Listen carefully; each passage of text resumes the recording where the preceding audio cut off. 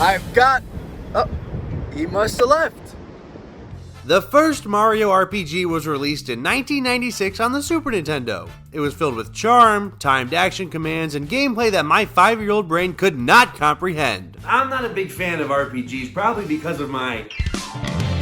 But over the years, I've grown quite fond of the Mario ones. From paper to RPG, the Mario series actually has 3 different types of RPGs.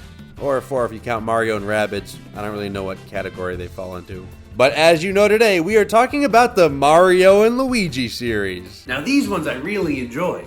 In 2003, we were introduced to a new subset of Mario RPGs developed by Alpha Dream on the Game Boy Advance. I mean, if you really look back on it, 2003 had 2 big events. The dwarf planet Sedna was discovered and Mario and Luigi came out. What more could you want? The Mario and Luigi RPGs shifted focus to now control both Mario and Luigi simultaneously by pressing A for anything Mario does, and B for Luigi. The game was filled with wacky characters, new locations, and best of all, a wild new battle system. The system derived from the idea of making Mario and Luigi work together with their wacky jumps and crazy hammers. These games had so much depth and personality, it would be a crime to stop at just one. So they didn't, and the series just got better and better until it didn't.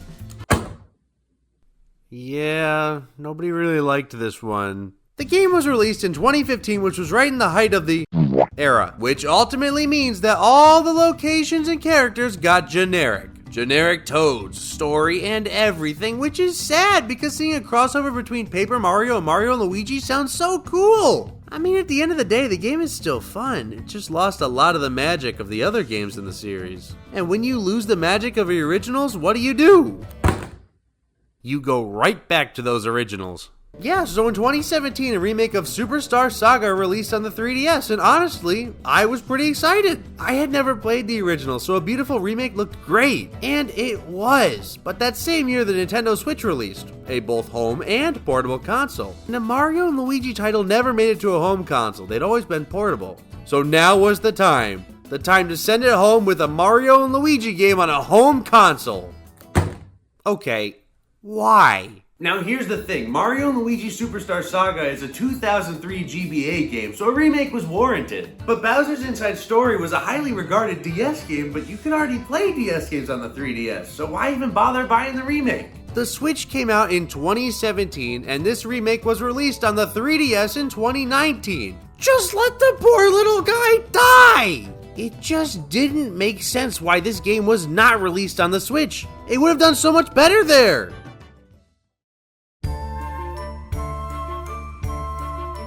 Mario & Luigi Bowser's Inside Story plus Bowser Jr.'s Journey became the worst selling in the Mario & Luigi series and one of the worst selling Mario games of all time. And unfortunately, following that, Alpha Dream, the developers, filed for bankruptcy. This quickly became the hardest time to be a Mario & Luigi fan. Most time when a game companies go down, you in a weird sense at least get some kind of closure knowing the game's gone.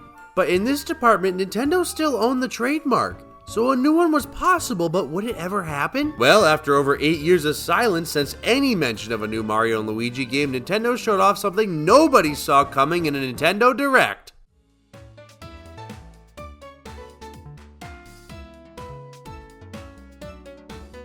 Oh, cool, they're still updating Nintendo Switch Sports.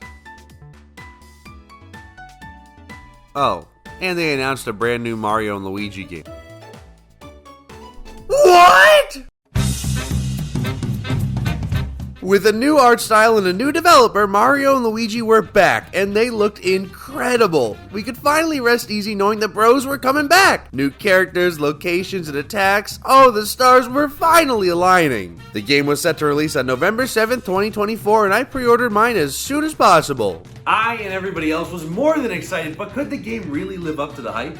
After booting it up, I didn't realize how much I missed this series. Just doing the first battle felt so fun. First and foremost, I feel like this goes without saying, but this is one of the best looking Mario games. The Mario & Luigi series already has a solid art style, but their jump to full 3D models looks incredible. This is the most expressive the bros have looked, and I'm all for it. Not to mention all the locations are really pretty and fun. To go with that, I feel like the new voice actor for Mario & Luigi really hit his stride in this game because he kills it.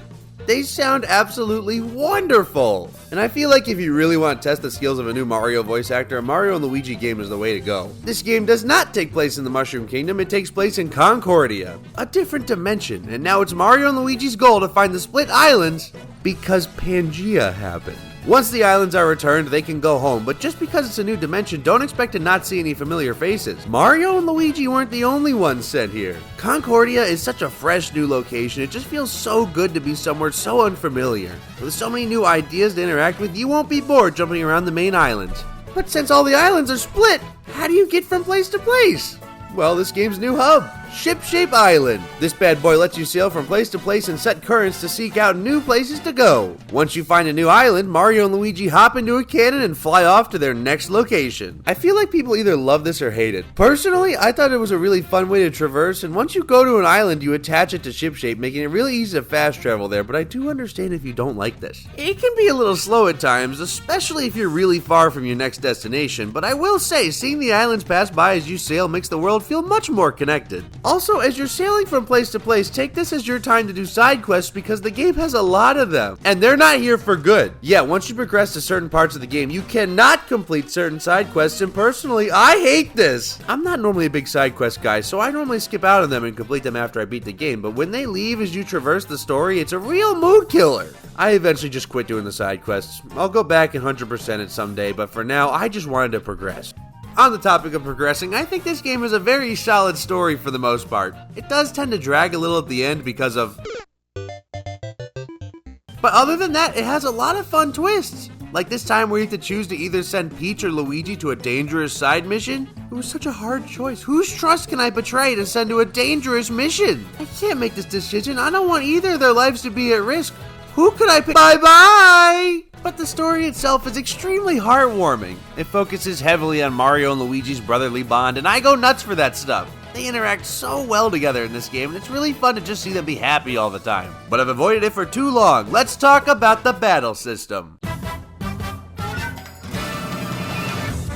Well, what can I say? It's a Mario and Luigi RPG. Of course the battles are fun and intuitive. Just like all the other games in the series, each fight has Mario and Luigi attacking with timed action commands and dodging with precise movements. With fun music in the background, it's a joy to jump into these, but unlike the other Mario and Luigi games, every attack has the bros working together. If you're just using your jump, they'll team up for a more devastating blow, same with the hammers. And just like always, there's a whole slew of bros attacks up their sleeves to deal massive damage. Since they go hand in hand together so well, it's pretty devastating to go into a fight alone. So keep the brothers together. But new to this battle system is the battle plugs. These let you do a whole series of abilities to help you out during fights, whether it be automatically using items when your stats are low to dropping a spiked ball on enemies' heads. These are a ton of fun. They do eventually run out of charge, and you'll have to wait till those specific battle plugs charge back up and are ready to go. It keeps the battle system fair. The battles go pretty much how you'd expect them to until you get to Luigi's turn. Why does he select things with A and not B? It's always been B! It's not that big a deal, but it's something I had to get used to. Before playing this one, I replayed Superstar Saga, and using B for Luigi was just muscle memory at that point. On the topic of Luigi, they made some changes to him in this game. He acts more like an NPC than he does you controlling him. With his new, what I call the ADHD mechanic, he'll constantly run off and do his own things. Whether it be breaking things, collecting stuff, all that junk. Even if you just stand still for too long, he kind of just wanders. It's a lot to get used to, and I don't prefer this because he also does the platforming on his own, but it's definitely not a deal breaker. It feels like you're just controlling Mario and not both of them. But I think this is just subject of the game being from a new developer. And this isn't truly a bad thing, but there is just moments in the game, and I can't quite pinpoint it, but times you truly realize this isn't a game developed by Alpha Dream. And the new developers do an amazing job at replicating what they did with their own spin.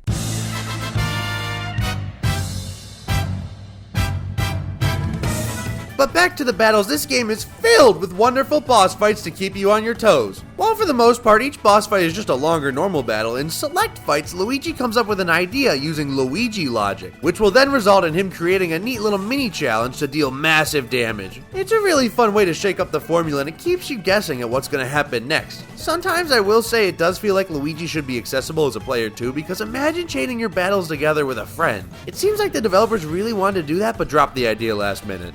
With insanely cinematic cutscenes, intuitive fights, a solid story, cool locations, and everything packed together, I think Mario & Luigi Brothership is an excellent entry in the Mario & Luigi series. In the 40-hour playthrough, I had a blast. It was so fun to see the bros back in action in this new eye-popping adventure. But apparently, this game split the fan base. Yeah, I keep hearing things like the game's mediocre or boring. I mean, everyone's entitled to their own opinions, but I just don't see it. I've been seeing things like the game's puzzles are boring and the game is too easy, and honestly, I didn't have either of those issues. I had a lot of fun with the puzzles, like for example, when you split the bros up to move platforms, I liked that a lot. And the game being too easy, well, I'll give it this. It's not the hardest game on the planet, but I'm not an RPG guy, so I thought the difficulty was just right for me specifically. And I've heard some things about the frame rate drops, and during my experience, 95% of the game ran perfectly smooth. There was just one segment where the game fills with like a fog and the Switch starts to slow down. But it really wasn't for that long.